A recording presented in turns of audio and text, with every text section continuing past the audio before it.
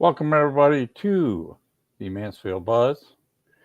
We build the buzz, Linda, about Mansfield business and surrounding area. We'll get to Linda Konrad in a minute, who is the canine behavioral specialist. So if you have a canine, you're definitely want to be listening live. And if you can't listen live, you definitely want to go back and listen to it over and over, and then you're going to hire her because you're going to realize I need help with my canine. That's the bottom line. So we want to welcome everybody to the Mansfield Buzz, and let me go back up here and show you guys. Tell your friends. We're always live every Thursday at 2 o'clock from 2 to 3. We leave it open for an hour. We generally go about 30, 45 minutes, but this is our YouTube channel. What we ask you to do is go to that. If you don't mind, look up Mansfield Buzz, give us a subscribe, hit the little notification bell so you're alerted to our live shows because we post those a week before we go on. And then usually you see two people here, Jordan and Herdy, but today Jordan is absent, might come in late, might not be able to make it today. So if he does come on, it's great. But listen, we are doing really well with this. We created some shorts on the channel just so you guys know and connected them to the last 8 people we've had on a guest. It's been fantastic. But I really want to take a lot of time talking about canines today, Linda. So let me put up first this. Linda Konrad, welcome to the Mansfield Buzz. Thank you, Herdy. It's like we don't know each other, right? I know. Lynn and I are friends. She's also done some work with Simba, our Australian Shepherd. She's going to get into details how she does all this in a few minutes. I want to show you what her title is. She's a canine behavior specialist. Also, real quick, before we go any further, if you want to chat with us on YouTube, if you just happen to be watching live and you want to make a comment on YouTube, it does show up. I'll click it and I can even add it to the stream if I want to. So if you want to ask a question through chat on YouTube, feel free to do so and we will post the question, or I will just literally open it up and read it to her and let her answer it. But this is her website, so go check that out. We'll give you some contact information at the end. But in the meantime, we have a series of questions that our crack producers came up with. That would be Linda, who is the crack producer of her own show. I just know what I get asked all the time. Well, you know, the way we structured that, Linda, was we figured that you knew your business better than we did. And rather than us try to guess what to ask, we just allow our guests to give us their top 10 questions that they get asked over and over. And put it into a conversation mode. So that's what we're doing. Okay. So welcome. Let's get you involved in this. First of all, I know we're not going to talk about why you do this. I want to know how you got right here. I want to know how you got started, because that can be a long story, or it can be a short story, or it can be whatever you want to say. Okay. Well, it all started because my parents were into the dog world. And so they trained dogs. My dad did hunting dogs. My mom showed dogs. And so I just automatically was born into it, basically. So I am 65 and I've basically been training dogs since I was 4 years old, but I've been doing it as an income since I was 17 years old. So do the math. Yeah, it's been a while. Yeah. Now I haven't done it full time. I've done full time the last 20 years, but before that, I always, whether it was me delivering mail and getting done with my route early and running off and training dogs, or going to the shows. I would go to the dog shows and people would be having a problem with a dog that, and I say the owners would pass off to a handler and the handler didn't know how to fix it. Well, because, they're not all trainers. And so they would come to me and say, hey, this dog keeps sitting in the ring, or it doesn't walk on a leash, or whatever the situation was. And I would fix it for him. And then the dog would go in the ring and win. So that's what it's all about. And I know your daughter's house, but I think it's interesting behind you. Oh, those are her ribbons. Yeah, for the shows y'all do, because y'all do. Well, she travels. She travels all over the world. So right. yeah. So that's pretty cool. All right. So you kind of dug into a little bit, and I can't wait to get into more of the detailed training Sure. part and talking. But so you kind of hinted why you do this because you've got a background in it. But why do you really do this? Because, Passion. you have to travel around, you have to put up with dogs that nip at your feet, and, Yeah. I you have put about 50,000 miles a year that's on my all? vehicles. That's Yeah. wow. Yeah. You could That's be a because storm chaser. I've gotten down to it where I only do certain areas in certain days. And so, yeah, that's kind of how I fit my schedule. And and I know that you're pretty, and I don't think you have it on here, but one thing in our conversation is that I pretty much know you'll cover the DFW area, Right. and you've even gone down, and we'll talk about the rescues. You've even gone down to A&M and some different place and done, Mhm. you go all over the place, I and I'm do. hopefully we'll hear some of Yeah. these stories Sure. because that's the part that's really Well, fun. my local on basic training is I go up to Justin, Sanger area. I'm west over past Weatherford, the Brock area. East, I go to um, it would be Fate or Rockwall area, and then Perfect. south I go to Waco. So those are my weekly things. Other things like doing a evaluation at Lackland Air Force Base or having to go to San Antonio to do a speaking. Um, you know, obviously mileage is put in on that for the cost, but Right, just sure. my normal training areas from, Yeah, and the we can DFW area. right, and we'll get into kind of the training because you've already mentioned a boatload of things. How you Mhm. have already gotten hints of military, I've got already hints of police, I've already gotten hints of speaking engagements. So, we want to dive into these. So, Okay. um, here we go. What kind of this behavior specialist training, right? Which is really what it is. There's Right. methods, tools. Um, Tell us about that because a lot of and tell us what the myths are because you know what I'm saying. I mean, Yes. you work for our dog, so I know where you're going with this. Yeah. Yeah. Well, I'm kind of that, and I've been called the unicorn out there, I guess you'd say. Um, Ever since I was little and the way that my parents had trained. So you're getting into 50 years back. A lot of the trainers out there nowadays talk about tools. That's your food, your treats, your clickers, your pinch collars, shock collars, e-collars, whatever you want to call them. Those are what they call tools. I don't use any of them. Okay. It's thanks. It's all marketing. It's only been around for 30 years. And I was part of the beginning of it, which I bailed as soon as I could. It does not, to me, it does not train dogs.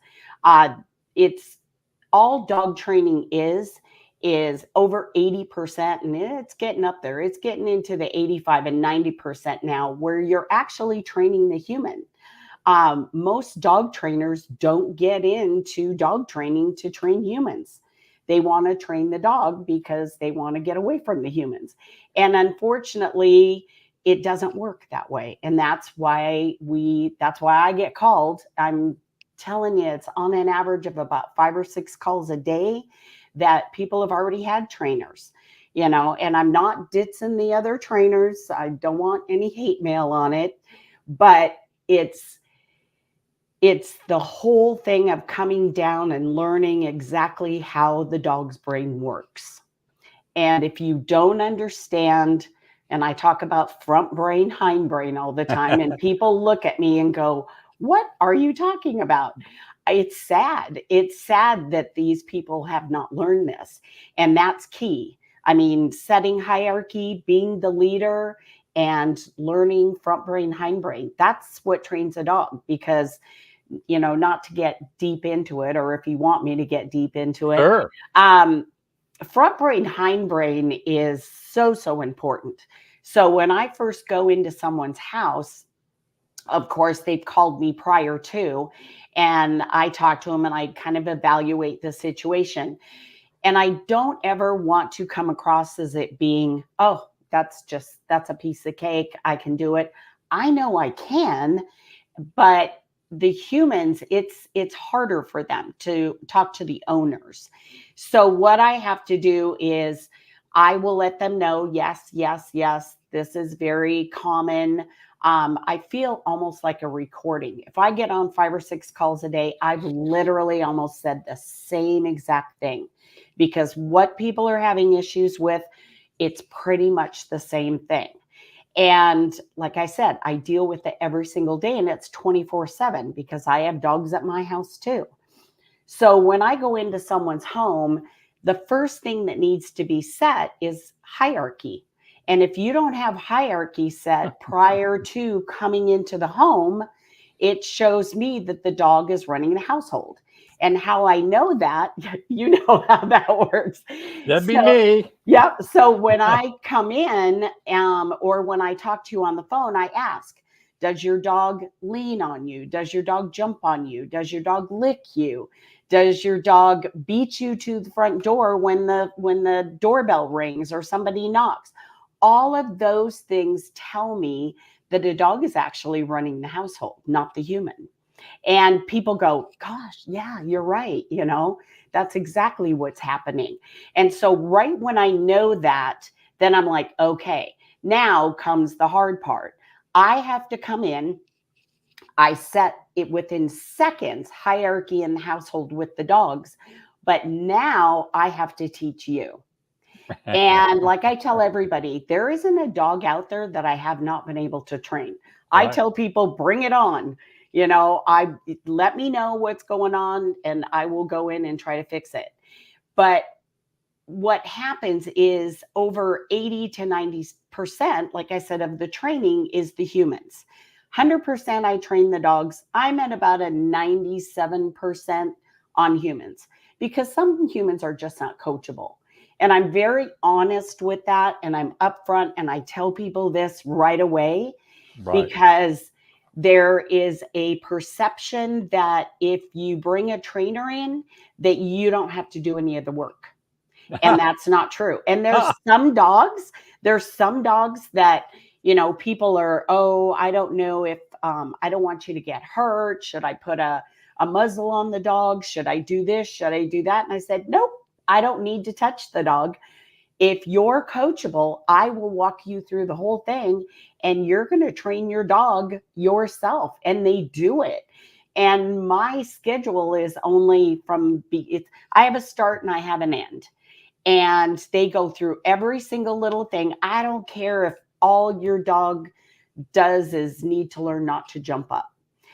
There are steps. We've got to set hierarchy. We've got to train front brain, hind brain. And I'm going to tell you a little bit about that.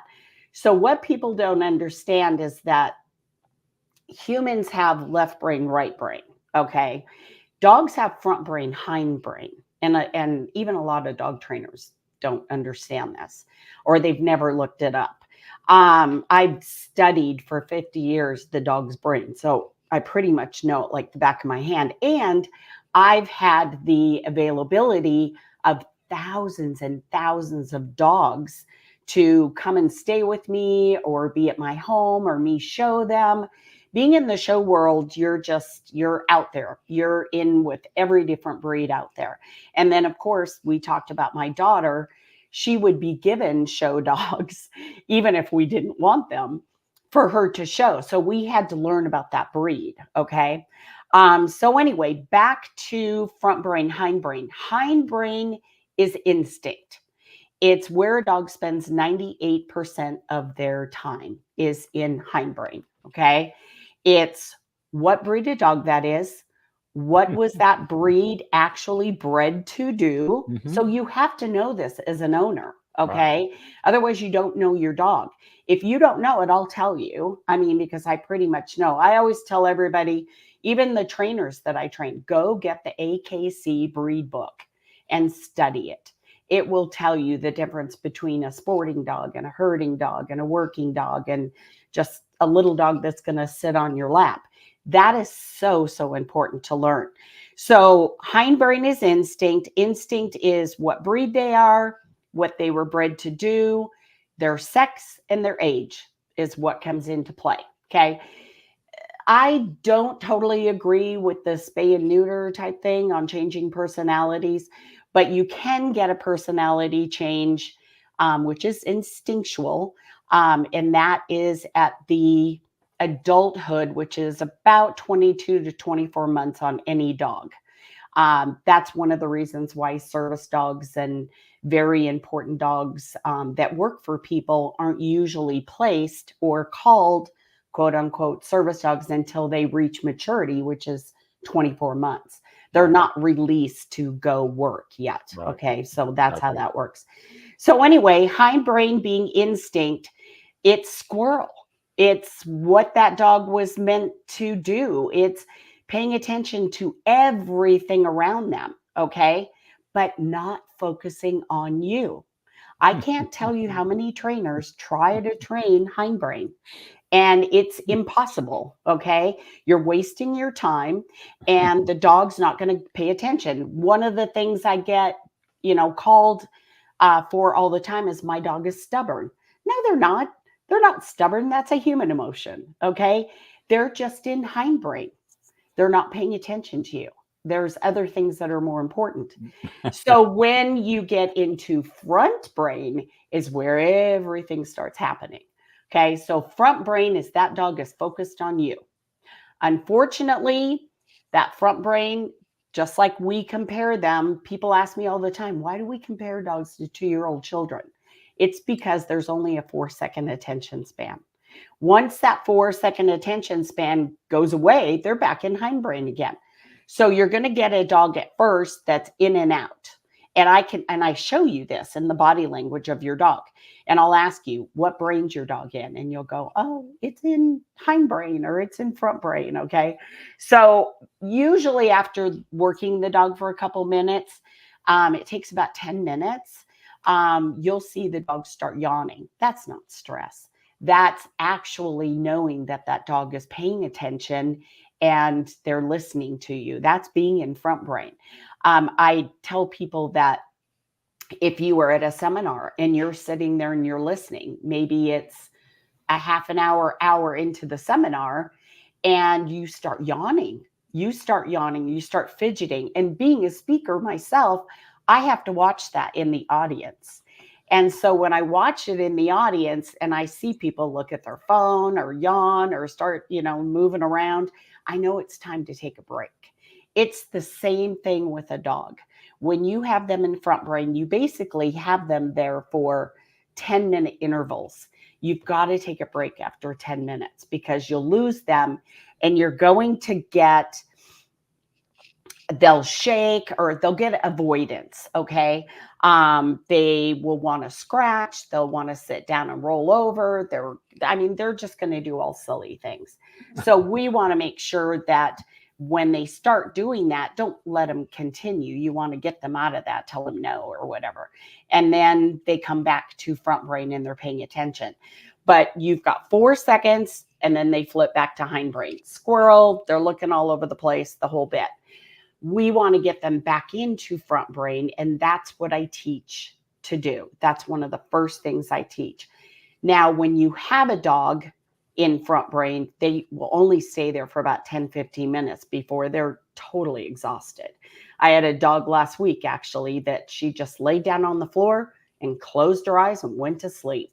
And we went off and left her there and talked for, I'm going to say 45 minutes and came back and she was still sound asleep. So that's how that works. And I teach the human how to get the dog in front brain. Dogs usually fix themselves, and it's us getting them there and listening, paying attention. I've gone into people's homes and they've given me a list of things and we've fixed them in one session. But we can't do that until we set hierarchy, meaning you have to be the leader. And there is a totem pole of how that works.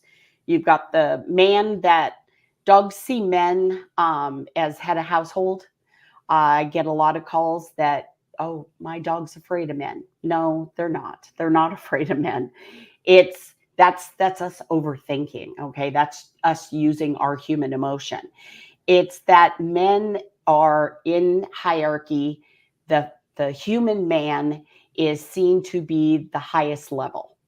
And so dogs basically, that's authority. And so they look to you for that.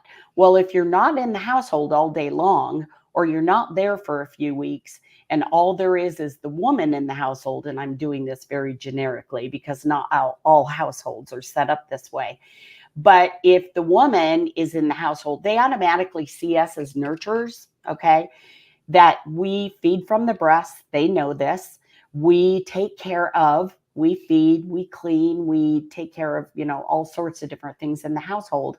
And so they don't see us as authority a lot of times.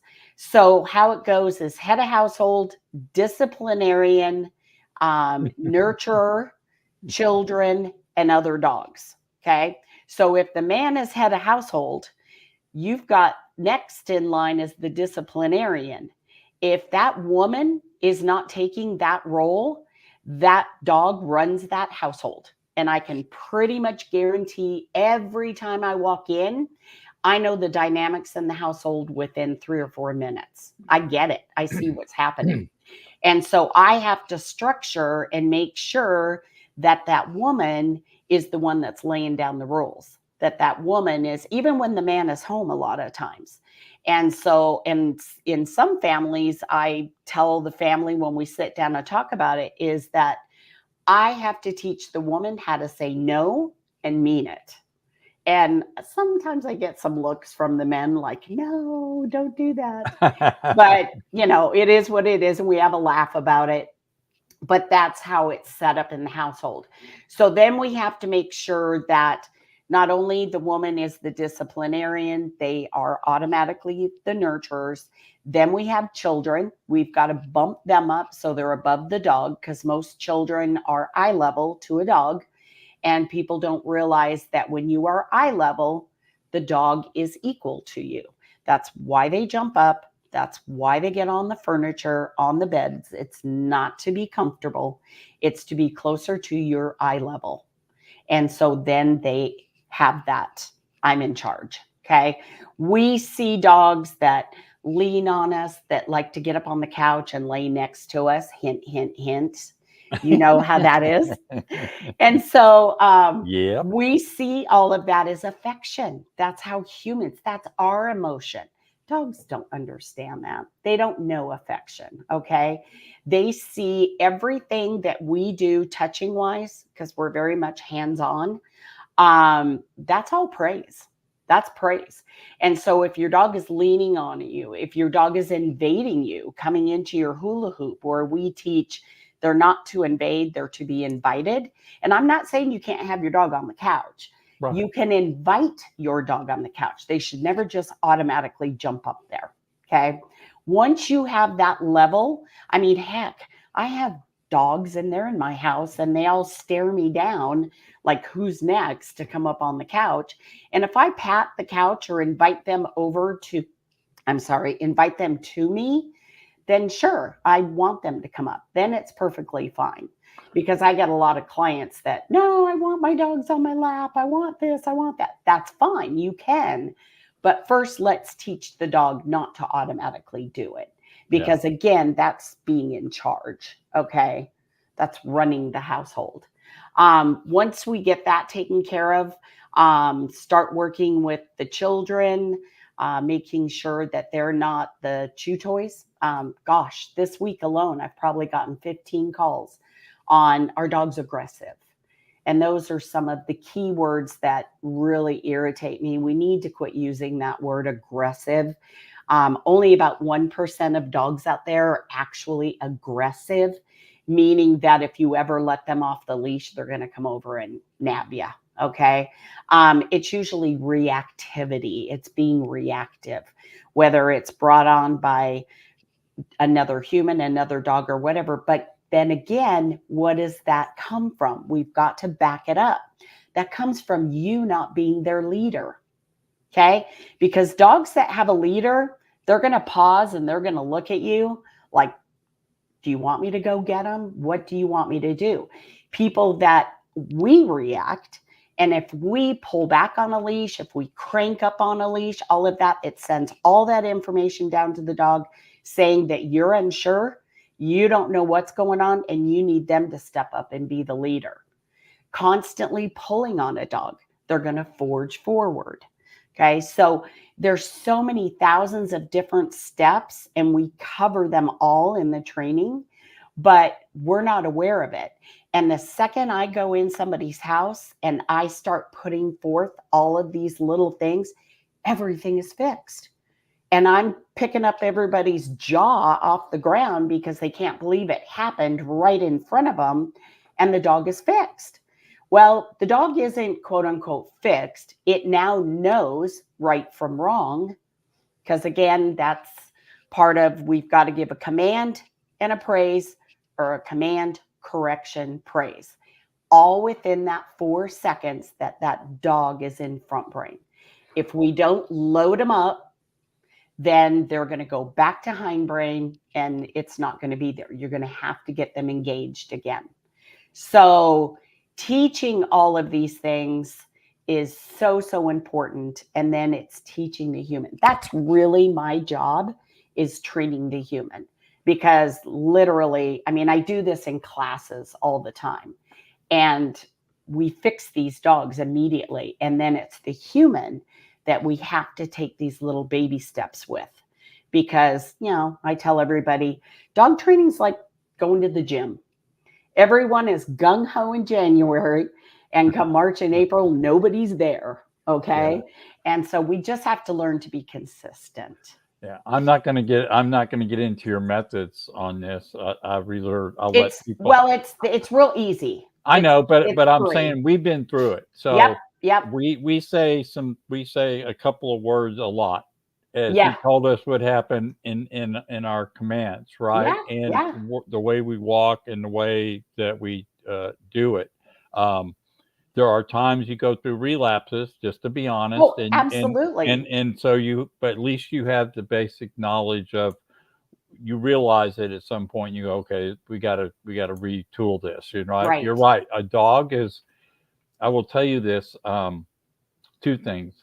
Dogs are very instinctual. I don't care who they are. If you go out here and go for a walk, I don't care how you're walking them. When they see a squirrel or a bunny, that's what's on their brain. Mine happens to be a herd dog. We know what that means, and hey, and they're so distracted because they're just aware. So, and I would say that the hierarchy, it should not be taken as a negative thing. It's not it's not like you're making the dog lower and keeping him all trapped and and that's why sad. I don't use the word hierarchy. alpha. Hierarchy just means that you can get him to focus. It's part of their life. It's how they like it. Yes, they like structure. Absolutely like it. Yes.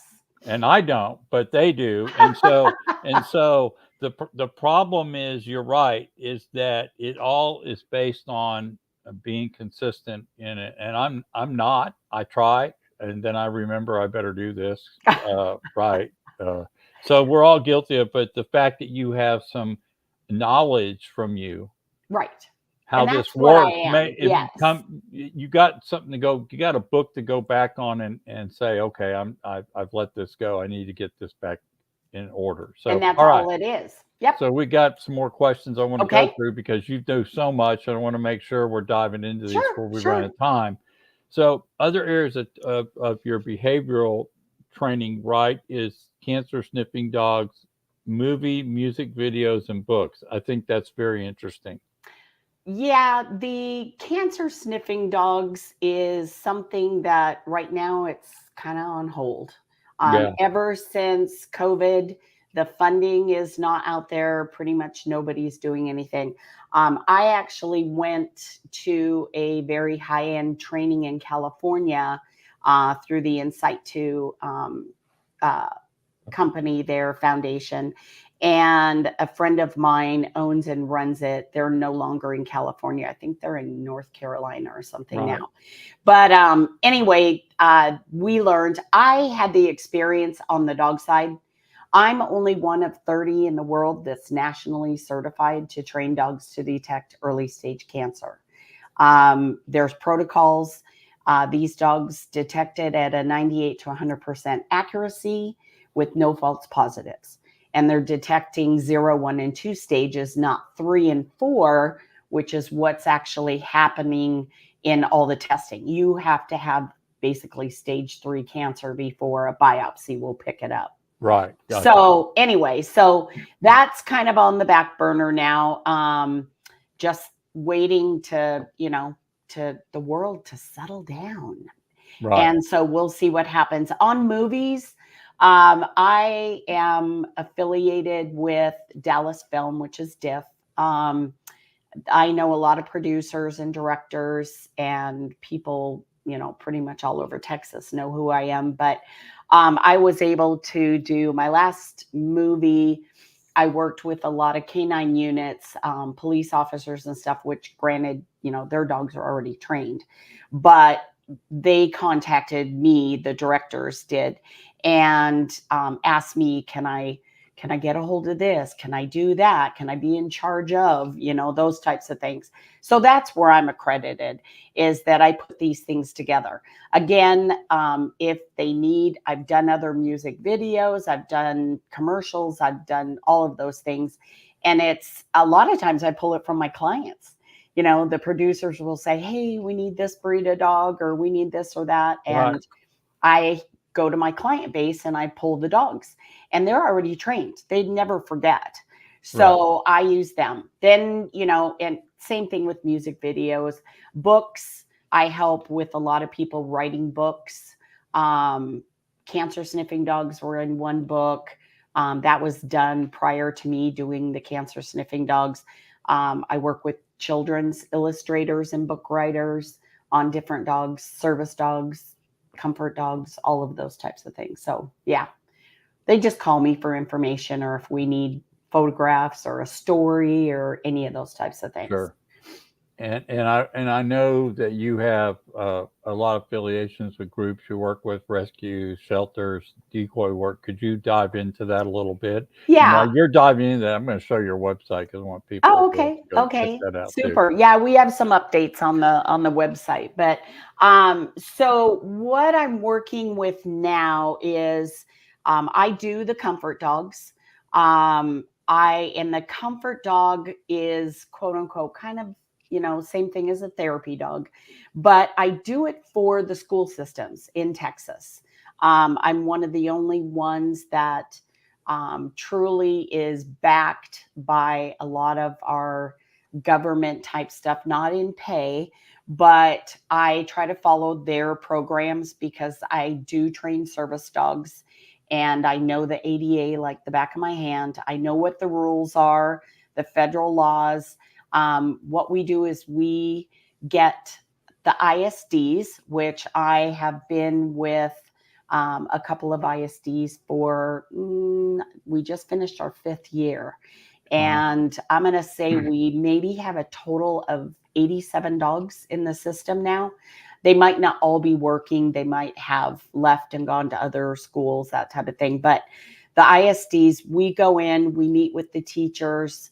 The teachers want their own dogs trained. I go in and do the same exact training methods that I do on everything, whether it's service dogs or police dogs or whatever it is. It's that foundation that they have to have. So the dogs listen to you and follow through on commands. So we go through, we work for weeks on end. Those teachers now get to bring those dogs into class. There is a curriculum written. There are rules to be followed, which we have no hesitation with pulling a dog that is not allowed in the school. All letters go out to the families, the whole bit. Our test scores in those classrooms surpass any other classroom.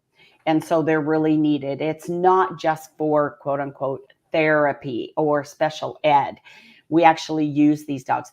If there's a shooting, or if there is a tornado, any of those types of things. These dogs go into the safe room with these children and the teachers, and the ones that have dogs in there with them, they have kind of a plan of attack, I guess you could say, of what they're going to do when this happens and how they can use the dog to benefit everyone in there. They come out unscathed. Other teachers and their kids will come out and they're crying and they're all upset and the whole bit, but the dogs have that settling effect. And so it works great in the school for those things. But then my other big project is I work with a lot of the shelters. I work with the counties, the cities.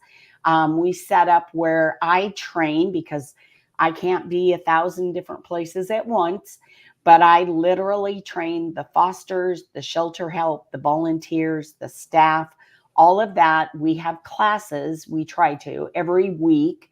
And they'll call me at the last minute. I'm already at the facility and they'll say, hey, we have a dog that's going to be euthanized in 10 minutes. And it's this and this and this. And I'll say, bring it to class. And so they bring it to class. We fix the dog. We have a foster waiting for it. And the dog lives. So that's always a good. Oh, it's awesome. That's a good story. Yeah. And because that's just a good thing you do for that. So, and then the other thing, the other thing I do is I work with a lot of the Homeland Security, TSA. I'm actually a decoy out at the airport.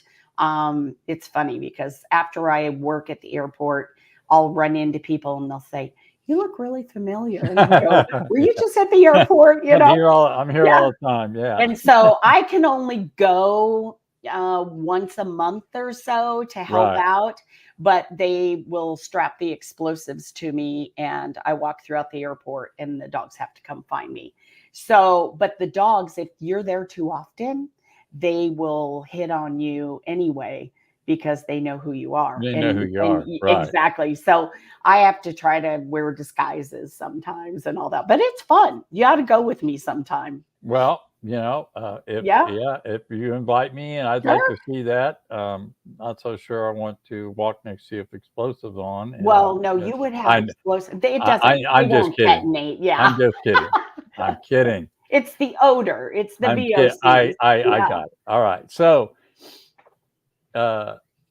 future stuff, future kind of goals. I know you're really busy. And by the way, one thing you haven't mentioned is that you will go to people's homes and all my training is done in home. You'll because there's a reason you want it all to be in the environment they're in, not away from the environment they're in. Right. And one of the basic things is, again, not to get the hate mail from other trainers or stuff. I've been doing this for close to 50 years. Yeah. And so I know that training in home, again, over 80% of the training is the human. The problem with board and trains, well, there's a lot of problems with board and trains, but is that you're learning my rules. The dog's learning my rules. You can only train a dog up to an hour a day. It's all their little brains can handle, especially right at the beginning. That's true. And so 23 out of those hours are boarding. And so I see it as kind of a marketing scam type thing. And then again, you don't know it. I mean, most of the time you don't know who this trainer is. And then what are the methods they're using? I don't do treats, clickers, pinch collars, shock collars, nothing. And all my methods are known as the 3 T's: tone, timing, and technique. And so you don't know what these people are doing with your dogs. And then they come back and there's never enough time to train you. So I train you every single time. You've got to learn how to do that. But my future goals and ambitions, I get asked to do and speak, for different groups. Yep. I help out with the ADA stuff, whether it's the airlines, talking to new hires about it used to be a lot more difficult when we had ESA, the emotional support animals. They want to know, is this an emotional support? What can we say? What can we do? I always get the question, when can we pet the dog? No, you don't pet the Yeah. dog ever. And so a lot of those things, I used to go out a lot with the cancer sniffing dogs and do a lot of stuff on that. So it's doing more speakings, that type of thing. And then with the property that I have, trying to build something that is going to be all things dog Yeah. and have, some type of a event center or something Well, there. we've been So, talking about the indoor dog park, yeah, and because of yeah. the economy right now and Oh, interest yeah. rates, people are just sitting tight to see Yep, what breaks. But the other exactly. thing I wanted to say I don't see mentioned here is you do a lot of work for the Good Citizen certification for a dog For too, AKC, right. for a The KC, right? AKC, yes, yes. I Because do that. I've been an you evaluator for, oh my gosh, almost since the well, program I mean, started. literally, our dog went with Yvonne to Simba, went to Home Depot. You treat them how to be in a store level, Yeah, how to make them stay in position, and then walk 50 yards from them and they stay till they're called. Really cool. And then they get their certificate if they don't run around and go look for the candy aisle. right. Right? Okay. Right. Okay. Gotcha. Exactly. Yeah, there's a lot of things that have to pass. Right. One of the Yeah. It's biggest not things, just that, but yeah. yeah, yeah. It's your training ahead of time, and then they have to accomplish things. Now, let me tell you, my training oversees what they have to have done on this test. You get a lot more from it. So yeah, Yeah. yeah. So you also are, and I know this because we were at the Waxahachie Poultry Trade Days. Yes. Linda, by the way, is somewhere down around Itasca, just so you know, and she's now into. You want to tell us what you're doing?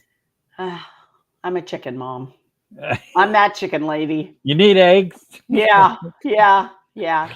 Well, it kind of branches. My parents did all this, of course.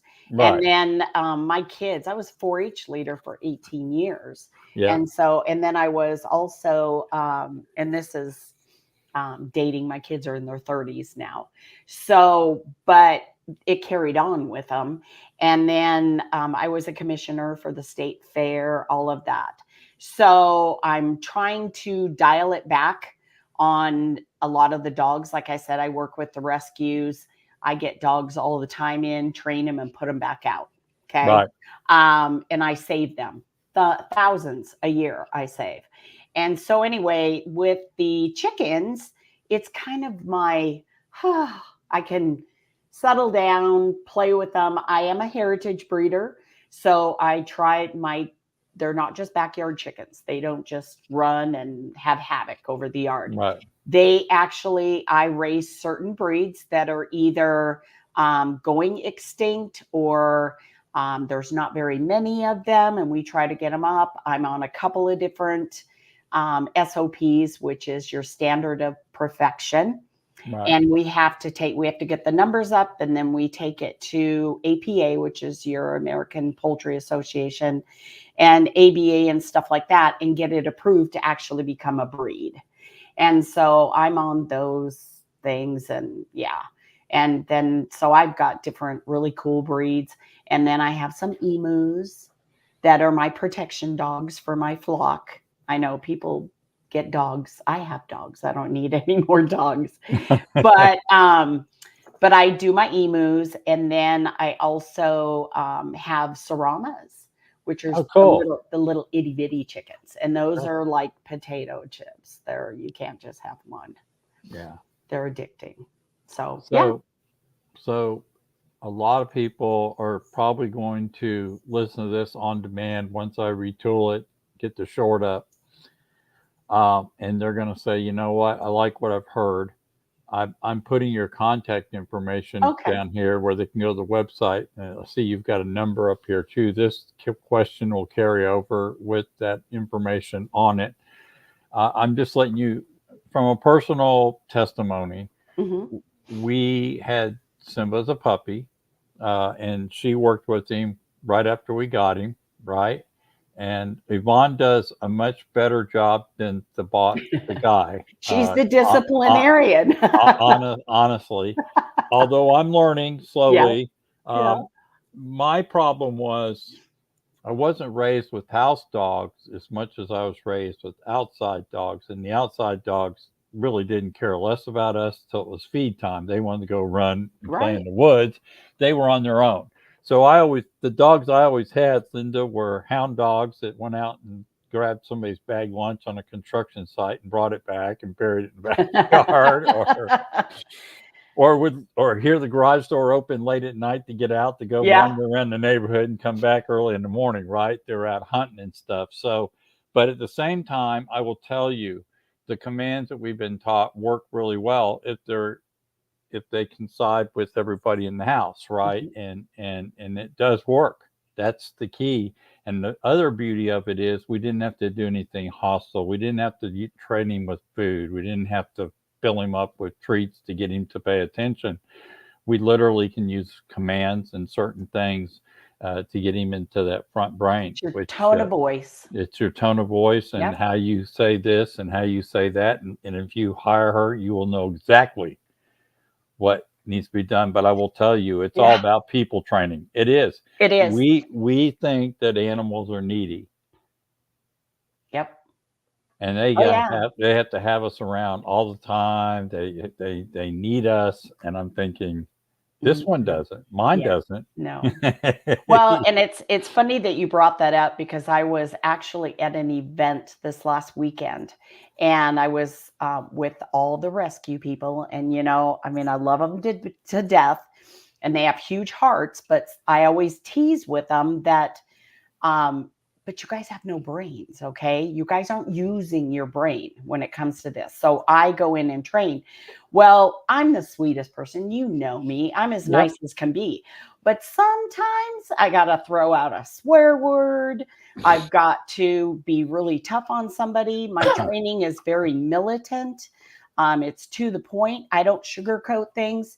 You guys pay me to fix these dogs and I literally fix them right on the spot. But then if I leave, you've got to know how to drive that machine.